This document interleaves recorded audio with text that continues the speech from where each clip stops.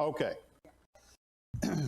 All right, we're going to be talking a little bit about the 10 plagues. So I'm going to go around the room and I'm going to ask us to recite the 10 plagues. All right, here we go. No, just kidding, just kidding. You can sing the song. Well, that'll work. That'll work. We are surveying the Old Testament, which means we're going quickly.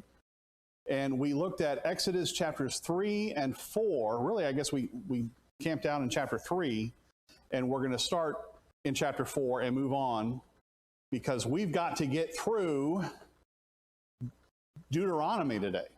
We've got to finish Exodus, and we'll briefly talk about Leviticus, Numbers, and Deuteronomy. Glad that you're here. Appreciate everyone coming out on this beautiful Sunday morning. Let's talk a little bit about the plagues, specifically the 10th plague. Now, the plagues won't begin to be unleashed until chapter 7. But here in chapter 4, God is talking with Moses, and he's telling him what he's going to do when he goes back to Egypt. And we looked at God's commission of Moses this past week. Here in Exodus chapter 4, I'll start in verse 21. And the Lord said to Moses, when you go back to Egypt, see that you do before Pharaoh all the miracles that I've put in your power. But I will harden his heart, so that he will not let the people go. Then you shall say to Pharaoh, thus says the Lord, listen to this, Israel is my firstborn son, and I say to you, let my son go, that he may serve me. If you refuse to let him go, behold, I will kill your firstborn son. In these verses, God identifies the nation of Israel as his son, his firstborn son. And Moses, who hasn't even gone back to Egypt yet, is being told, this is what you're going to say. And this is what you're going to tell him. If you don't let my firstborn son leave Egypt, what is God going to do to Pharaoh's firstborn? He's going to kill him. What is this foreshadowing? What is this anticipating? Okay, the Passover. And all of that is wrapped up. All of that is connected with this. When Moses does go back and he begins the series of 10 plagues, which we're not going to study today, I hope at some point we will study together the book of Exodus, and we'll look at it in more detail. But I'm going to go over to chapter 12 now, because you have 9 plagues that have transpired up to this point. Water turned to blood, the plague of frogs, lice, flies, the murrain of the cattle, boils, hail, fiery hail, locusts, this extremely thick, impenetrable darkness. And all these plagues were slaps in the face of the Egyptian gods. I mean, they worshiped everything. They worshiped the Nile River. Which of the plagues would be a slap in the face of the Nile? The first one, water turned to blood. They worshiped cats. I mean, who in the world would even want a cat living in their home, much like, never mind. They worship cats. They worship crocodiles. Maybe I could get behind that. It's pretty ferocious. Of course, there's not a football team out there, is there? I guess there's the Gators, but they don't count. Yeah. These various plagues, it seems, it's not explicit in Exodus, but it does seem that they are slaps in the face of the Egyptian gods. What does Genesis 1 say? In the beginning, God. There's one God. There's one true God. And this is ultimately God saying, I am true. I am the one true God, and all these other gods, because they're going into Egypt. They're going into the home field advantage is for the Egyptians. And those gods are defeated handedly. All right, Exodus 12, this is now prescribing the Passover, which is intertwined with the 10th plague, as you well know, the death of the firstborn, as Gus just said. Verse 21 of Exodus 12. Now we're going fast, but we're going to keep going. Then Moses called all the elders of Israel and said to them, go, and select lambs for yourselves according to your clans, and kill the Passover lamb. Take a bunch of hyssop and dip it in the blood that is in the basin, and touch the lintel of the 2 doorposts with the blood that is in the basin. None of you shall go out of the door of his house until the morning. For the Lord will pass through to strike the Egyptians, and when he sees the blood on the lintel of the 2 doorposts, the Lord will pass over the door and will not allow the destroyer to enter your houses to strike you. Why do we call this the Passover? Because the death angel passed over the homes that had the blood of the lamb on their lintel. That's what the 10th plague is about. But it's more than that. It's the nation of Israel declaring its independence. And this is comparable to us as a nation declaring our independence, and yet it's so much more. As important as it is for our national pride to swell with pride on July 4th, commemorating the year 1776, it is all the more significant to the Israelites. How long have they been observing the Passover now? If the first Passover would be around 1400 BC, how long have Israelis to this day been celebrating the Passover every year? 3,400 years? That's a long time. In the days of Jesus, it had been well over 1,000, 1,400 years. And we're going to talk about the Passover and Jesus this morning as well. So this 10th plague, very, very significant.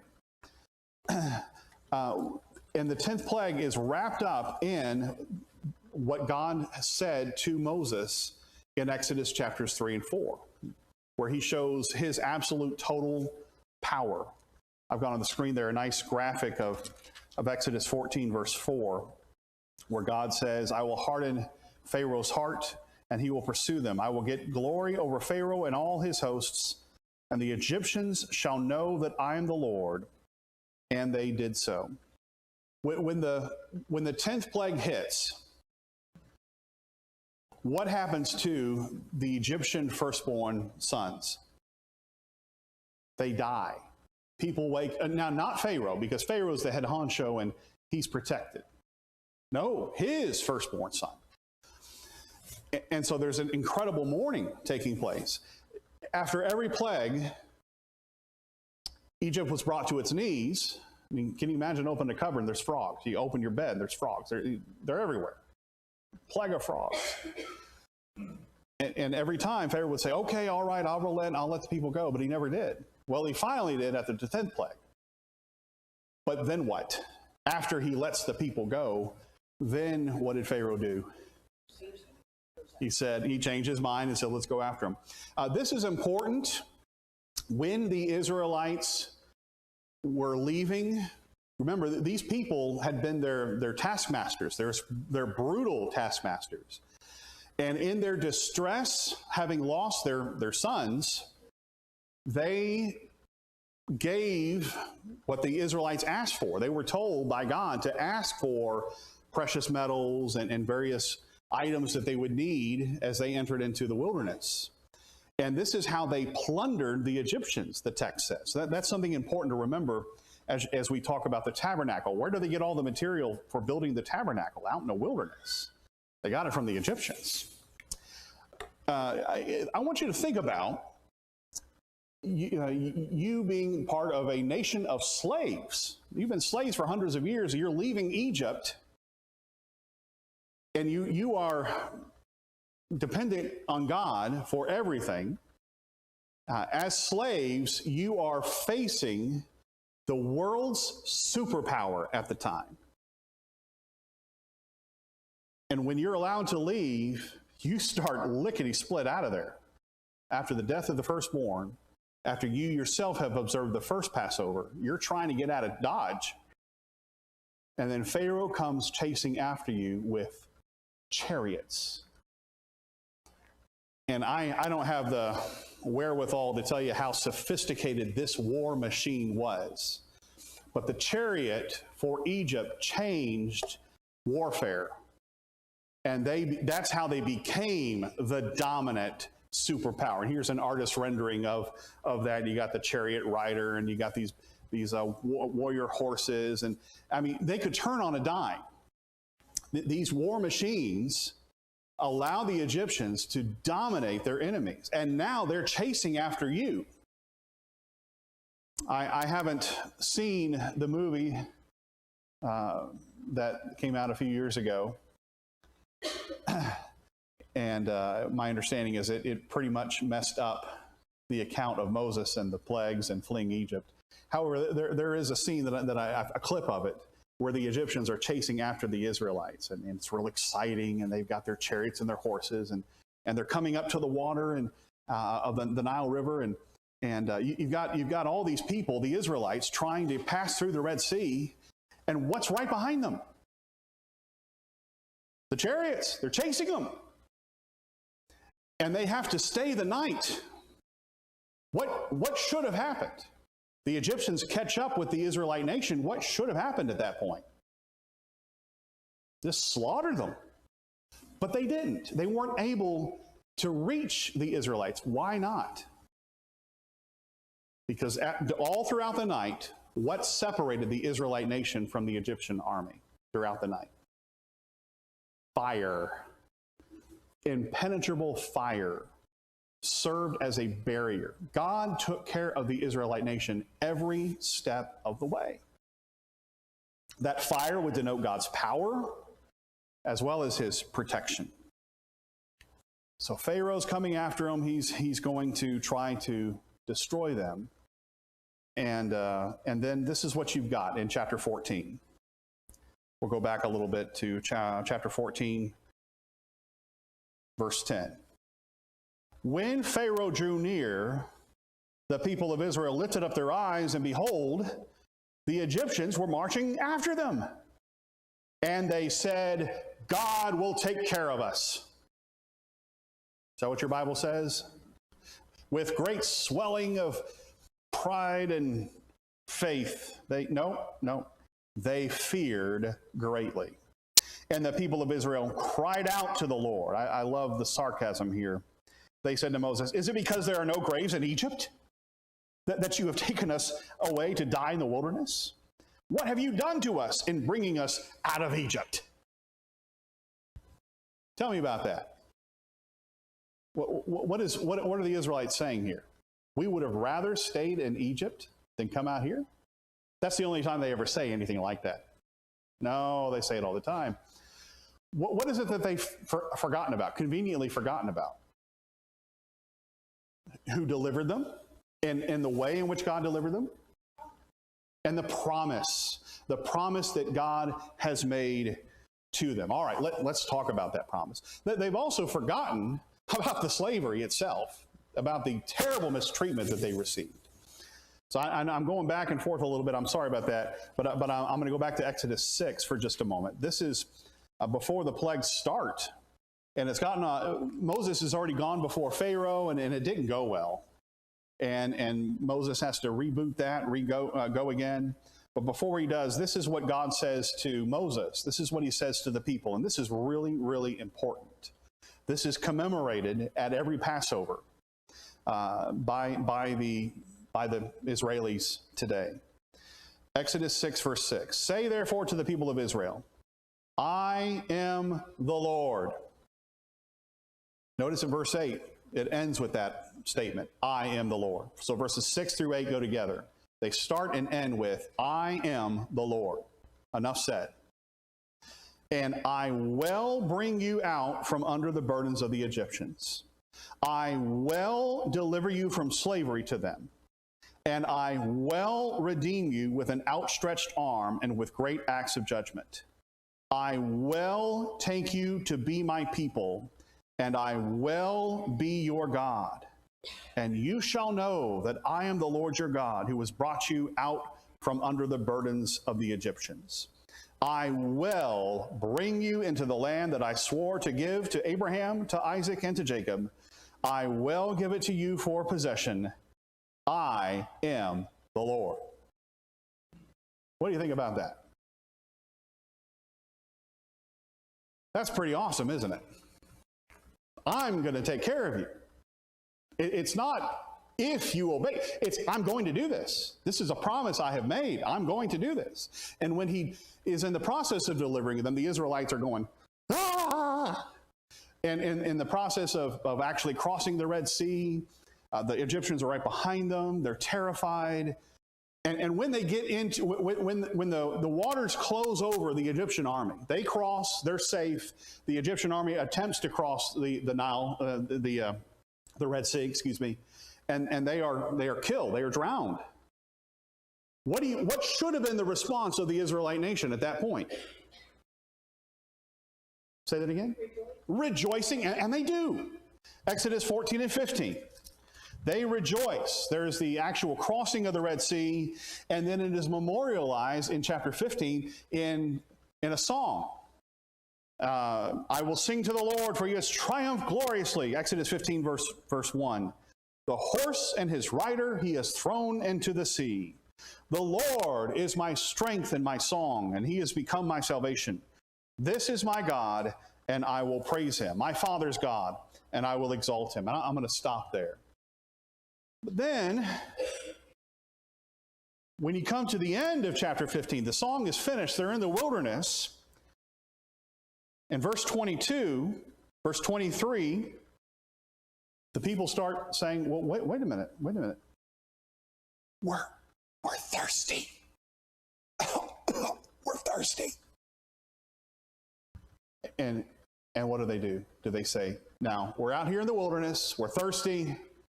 God has just unleashed these 10 plagues on the nation of Israel, and we know he's going to take care of us. That's not what they do, is it? They start grumbling and complaining, and this begins a cycle. What they need to understand, what we need to understand, is that the Lord is still the Lord. He's still in control. I'm going to talk about that a little bit in my sermon, so I guess I won't say too much about that. But we need to remember that God is all-powerful. He is the King of kings and Lord of lords even now. And we need to remember that wholeheartedly. All right, let's apply this to us a little bit. That first Passover, described in Exodus 12, this is what you're going to do. What did it involve? What was entailed in that? They were supposed to take a beat-up old lamb, something that they were going to throw away anyway. Now, the best of the best, 1-year-old male lamb. And that lamb had to be without blemish. What does that mean? Perfect. No imperfections, no problems. You're not taking an animal that you wanted to discard. This is a prize animal that you would want to use.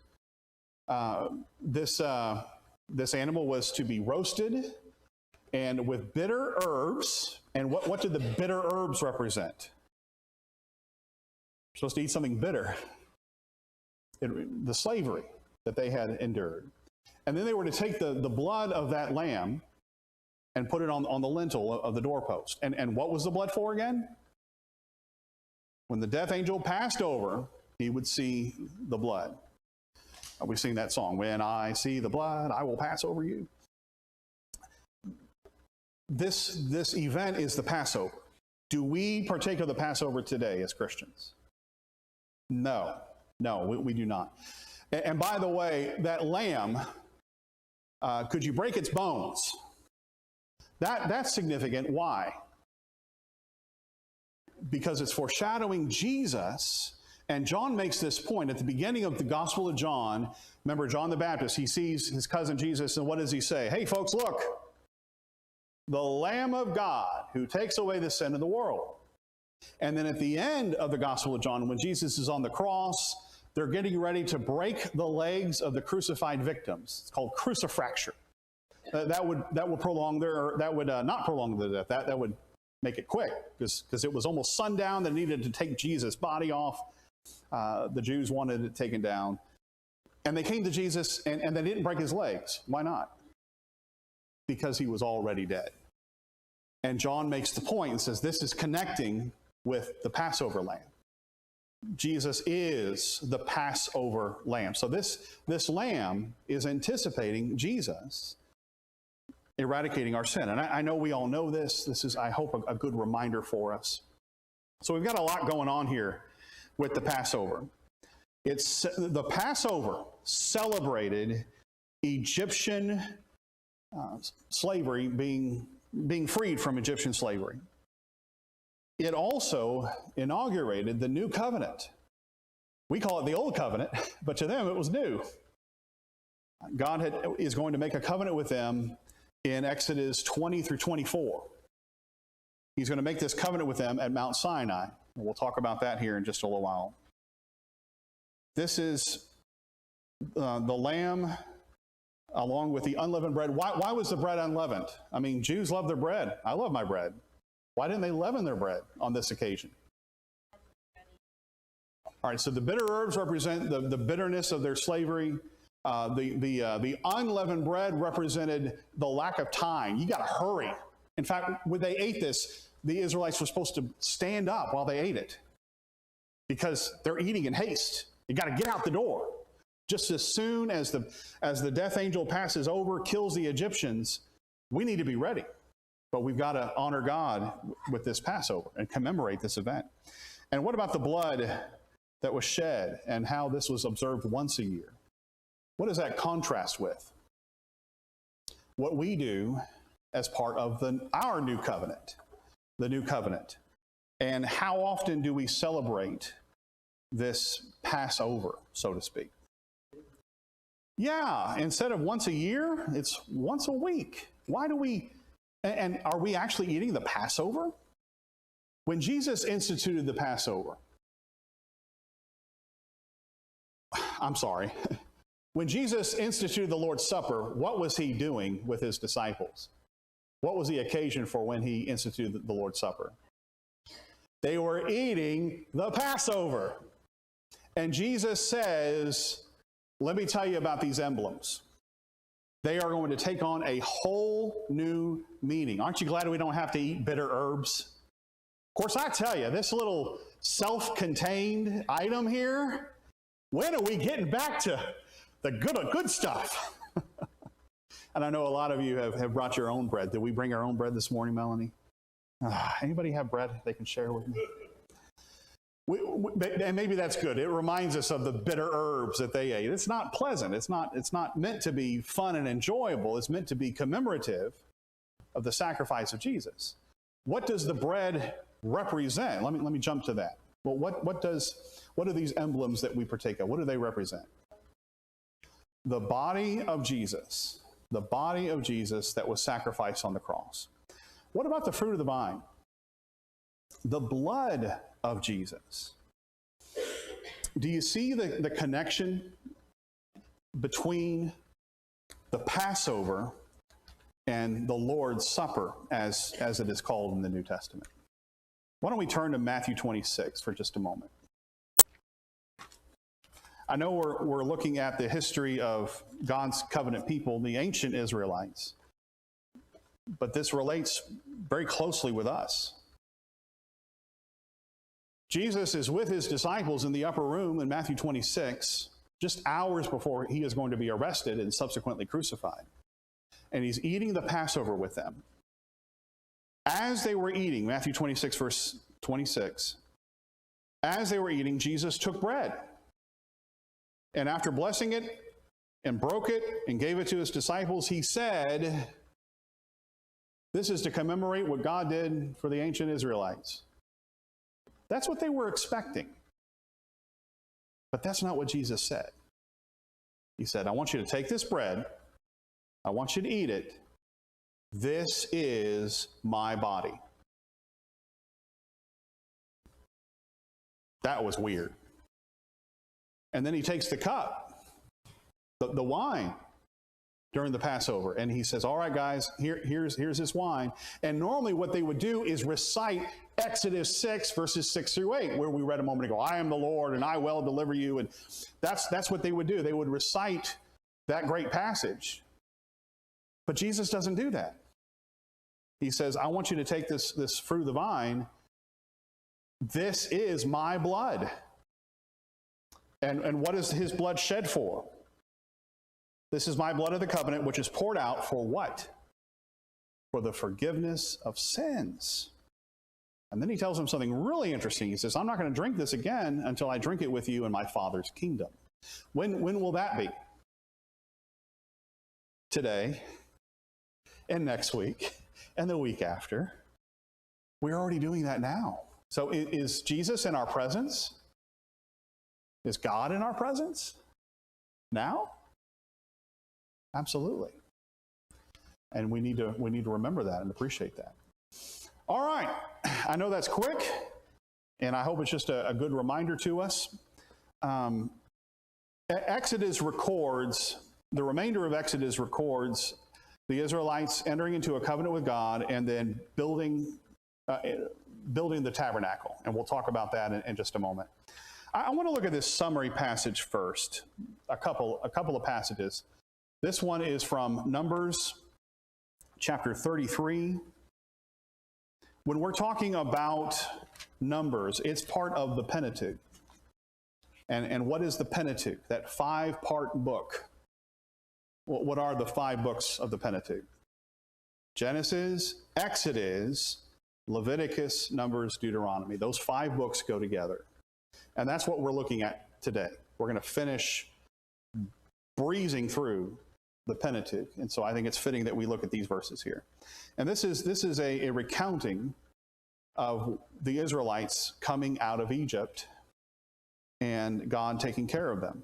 And I think this would be a good summary of what we're talking about so far.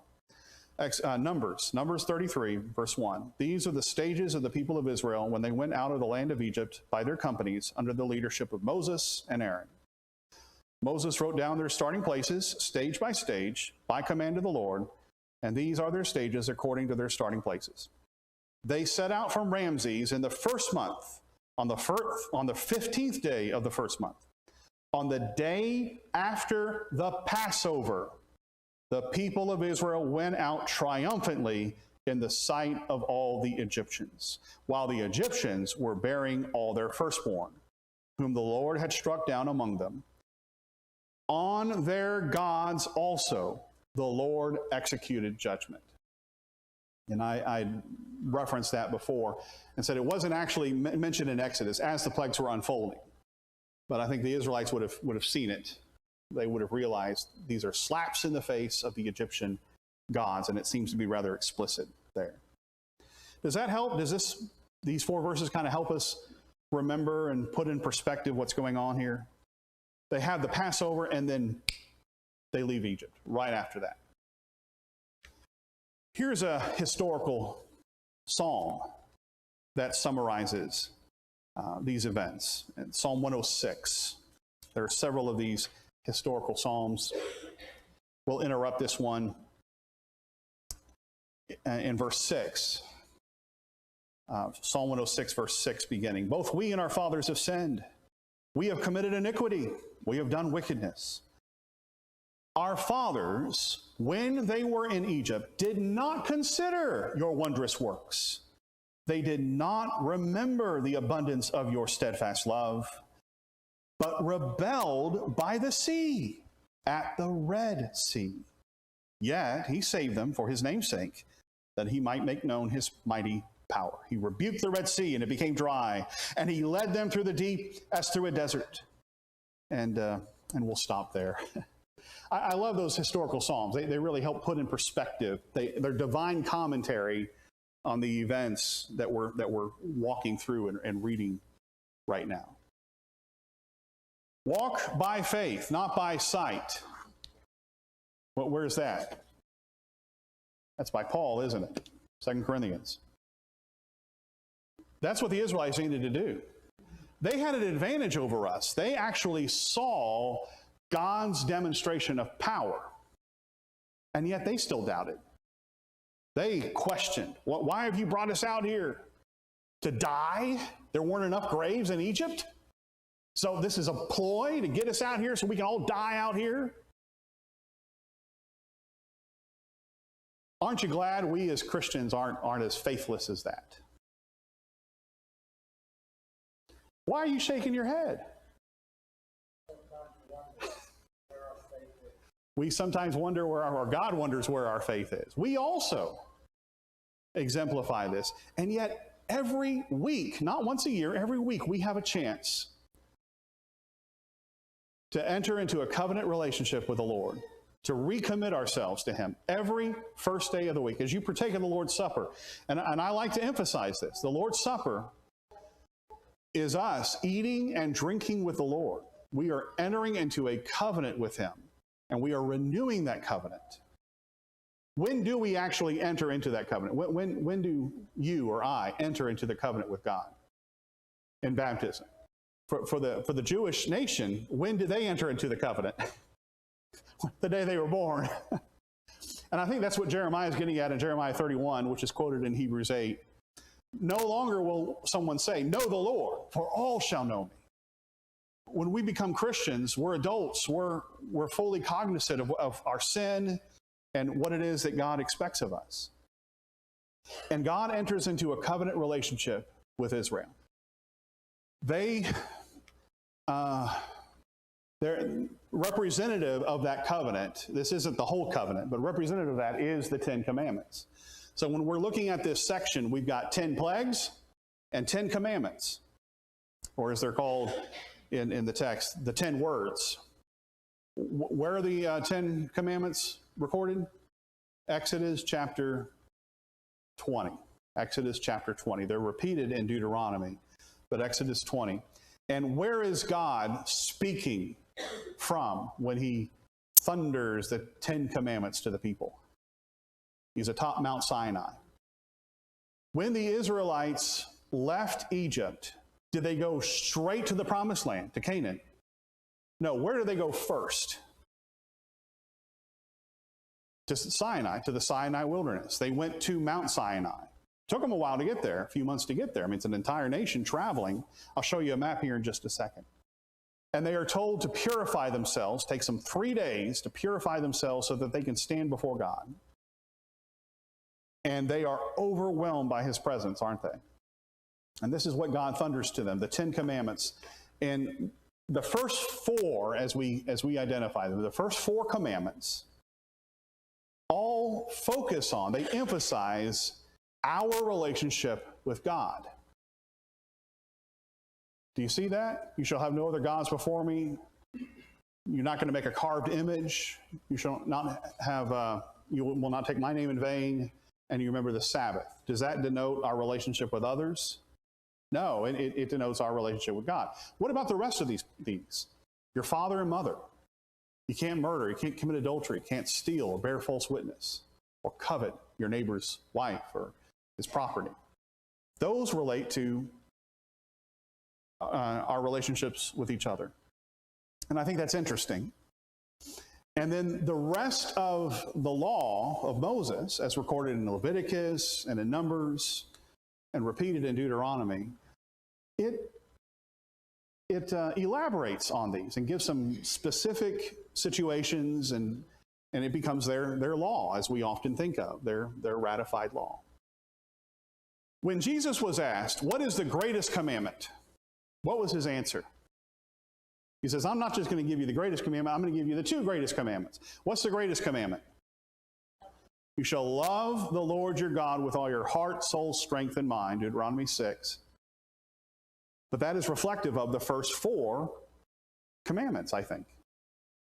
And like unto it, you shall love your neighbor as yourself. And that would finish out the 10 commandments. Is that interesting? Are we under the 10 commandments today? Yes and no. Are we under the 10 commandments because they were written in Exodus 20 and they apply to us? The old law, we say, has been nailed to the cross, Colossians 2:14. We're not under the old covenant. And yet, is it okay now to murder or commit adultery? These principles are repeated in the New Testament. And that's why we might say we're under the 10 commandments. What about the fourth commandment, though? What about the Sabbath? Is Sunday the Christian Sabbath?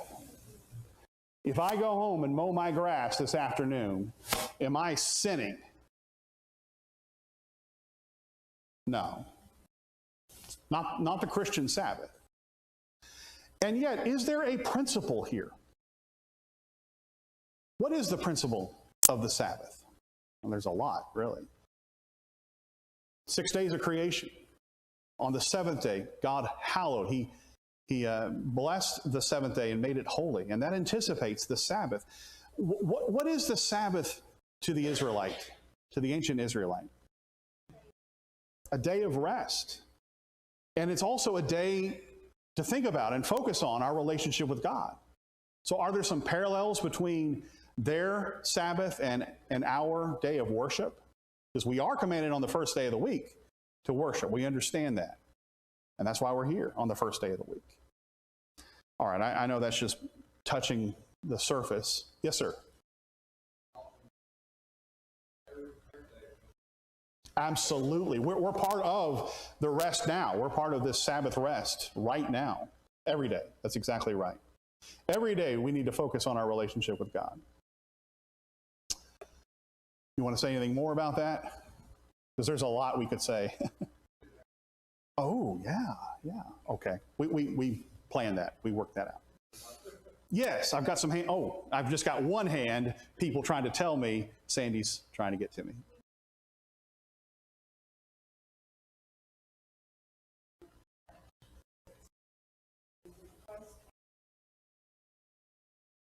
Right.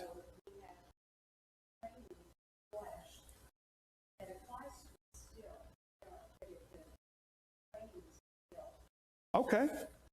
Absolutely. And there is an emphasis in the Old Covenant on the physical. Circumcision was physical. But what did God always want? Did he just simply want the sacrifices and people to follow the letter of the law, and that's all he was after? He was always after their heart. He wants our heart as well. Well, this is important. When the Israelites leave Egypt, they don't go up north to Canaan. They head down to Sinai, and they stay here 2 years. When they get to Mount Sinai, they stay here 2 years. And during this 2-year period, they establish 2 entities. 1, the tabernacle, and 2, closely connected with that, the priesthood. And I want to really emphasize that. I want everyone to understand that and just know that's what happened. They go to Mount Sinai, they build the tabernacle, and they establish the priesthood. Who could be a priest? You had to be of the tribe of Levi and a direct descendant of Aaron. So if you're a Kohathite, you're descended from Kohath, but you're a Levite, can you be a priest? No, you had to be a direct descendant of Aaron. And how many high priests were there? 1, Aaron is the first high priest. So Aaron was a descendant of Levi, and he's the one all the high priests come through. And Aaron is the one who will be the first high priest. And he's the one who can go into the Holy of Holies in the tabernacle. Here is the holy place. That is a picture of Aaron. That's what he looked like right there. He's wearing some pretty fancy stuff, isn't he? We'll talk about that briefly in just a moment. But this is an artist's rendering of the tabernacle, and you can see all the people camped around it. Where was the tabernacle when the people camped? What was it, up in the top right corner? It was in the middle. Why? Why is it in the middle? At the center of their lives. When they traveled, and the Israelites are traveling throughout the wilderness wandering, as you know, whenever they camped, it was always placed there. So the Levites would pack it up, and then they would unpack it, and everybody then would camp around the Ark of the Covenant, the tabernacle. So you've got this courtyard, and inside the courtyard, you've got the brazen altar, this great big altar where sacrifices were made all throughout the day. The priests would wash in the basin so that they could offer these sacrifices. And you can imagine all these sacrifices. It's going to be a lot of blood, a lot of washing. Inside the courtyard was this tent. And it had 2 rooms. And we call them what? What are those 2 rooms? The holy place, and then the most holy place. So it's the holy place, and then it's the holy of holies. And that's their comparative. That's how they would express that. And that's why we often say the most holy place. What's so holy about it? It denotes God's presence. And there were curtains that separated the holy place from the most holy place. And what was on those curtains? Do you remember? What was woven into the curtains? Angelic beings. What the tabernacle represents is heaven, is God's throne. It's where God dwells. And as you go in deeper into the tabernacle, you get away from the bronze altar and the bronze basin. And as you begin to go into the tabernacle, what are you surrounded by? Gold. Not just any gold, pure gold. So the table of showbread with the 12 loaves that represent the nations, the 12 tribes, excuse me. What it is overlaid with. What is it overlaid with? It's made out of acacia wood, but it is overlaid with pure gold. There's a lampstand in there. Big, humongous lampstand. And is it overlaid with pure gold? It is solid gold. And these lamps, it's a menorah. It's got these little, I wish I could show you an artist rendering of it. You can see it there in the middle, but not very well. Yeah, hold on, Mark. Let's zoom in a little bit. There it is. And they represent flowers. They're woven in a way that they look like flowers. And this is detailed in Exodus. And we're going to talk about this on Wednesday nights in May. But this is taking us back to Eden. This is actually taking us back to the original tabernacle where God dwelled with his people, with humanity. And we'll make that connection. So remember that when we get to that. And then there's the artist rendering of the curtains, which have these angelic beings. And everything's just gold. It's nothing but gold, pure gold everywhere. Let's talk a moment about the priest again. What's he wearing? What is this ephod he's got here? What is that? All right, how many precious stones are there? 12. And it's held together in place on his shoulders with these onyx stones. It's held in place. Did all the priests have this? No, just him. Just all these very special garments, and they're described in Exodus as well. All right, as we're running out of time, I want to emphasize here the purpose of their tabernacle. What was it for? Well, God tells us in 2 places. As they began to construct the tabernacle in Exodus 25, and then at the end, we're going to look at, I'll go ahead and put chapter 40, verse 34 up there, the last verse. Let them make me a sanctuary, that I may dwell in their midst. And that's what's detailed. The covenant is made in Exodus 19 through 24. The tabernacle and the priesthood are established in Exodus 25 through 40. God wants to be able to dwell among his people. That's what he wants. And this is what it says. When the tabernacle's dedicated and everything's finished, the cloud covered the tent of meeting, and the glory of the Lord filled the tabernacle. All right, we're out of time, but there's one last passage I want to share with you. John chapter 1, verse 14. You can quote this verse. Talking about the Word.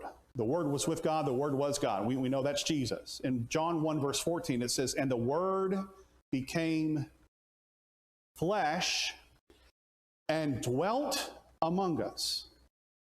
Somebody have a different translation? May not have had time to look it up. That verb is an unusual verb.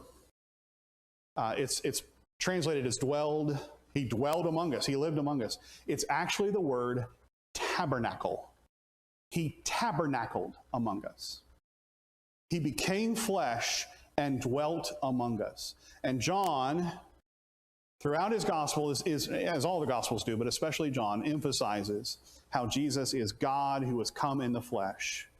And he is tabernacling among us. What does that suggest to you? That Jesus is God. Okay, and the tabernacle is simply foreshadowing Jesus and the tabernacle he built. And according to Hebrews chapters 3 and 4, what is the tabernacle that Jesus built? The church that we are a part of now.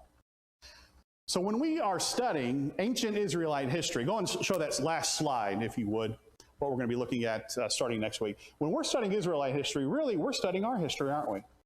This is our spiritual legacy that we're looking at.